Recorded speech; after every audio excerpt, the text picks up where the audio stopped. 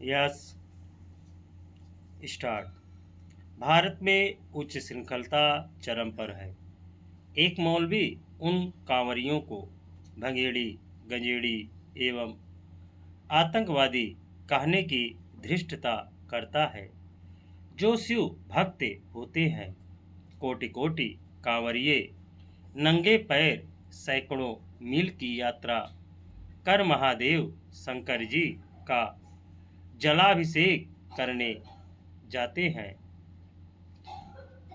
ज्ञातव्य है कि समुद्र मंथन के समय वहां से निकले विष को शंकर जी ने ही तब अपने कंठ में धारण किया था जब उस विषय की दग्ध ज्वाला से पूरा ब्रह्मांड त्राहि त्राहि कर रहा था।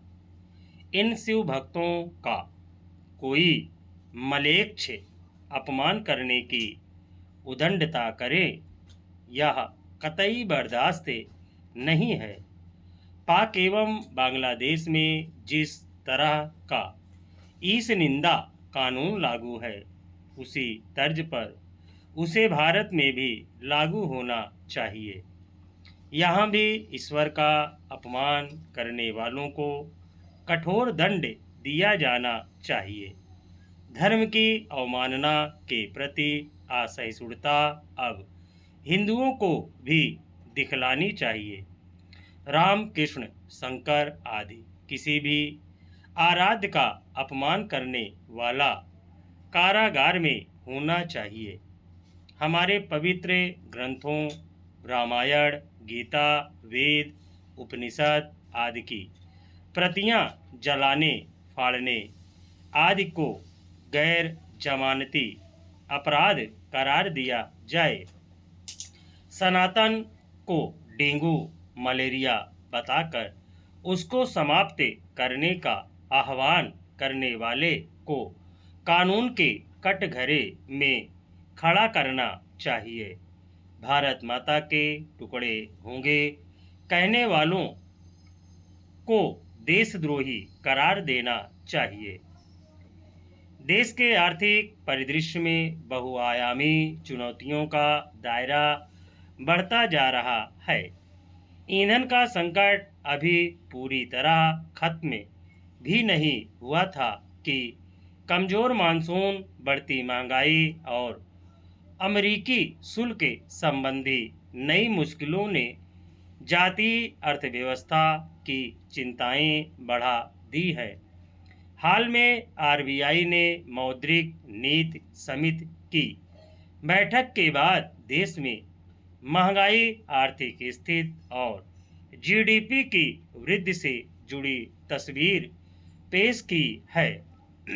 आरबीआई ने चालू वित्त वर्ष 2026-27 के लिए उपभोक्ता मूल्य सूचकांक पर आधारित महंगाई का अनुमान 5.0% कर दिया है और कहा है कि आने वाले दिनों में मानसून के कमजोर रहने और पश्चिम एशिया में संघर्ष की वजह से खाने पीने की वस्तुएं और ईंधन महंगे हो सकते हैं।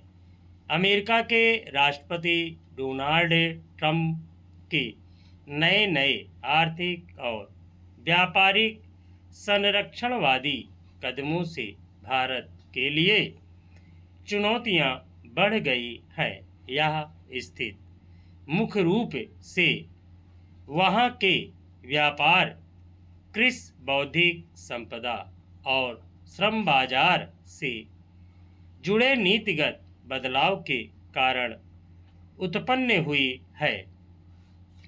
इन आर्थिक और व्यापारिक चुनौतियों के बीच एशियाई विकास बैंक की ओर से हाल में जारी रिपोर्ट में कहा गया कि पश्चिम एशिया संकट और लॉजिस्टिक खर्च में बढ़ोतरी का भारत के विकास दर पर प्रतिकूल असर पड़ेगा।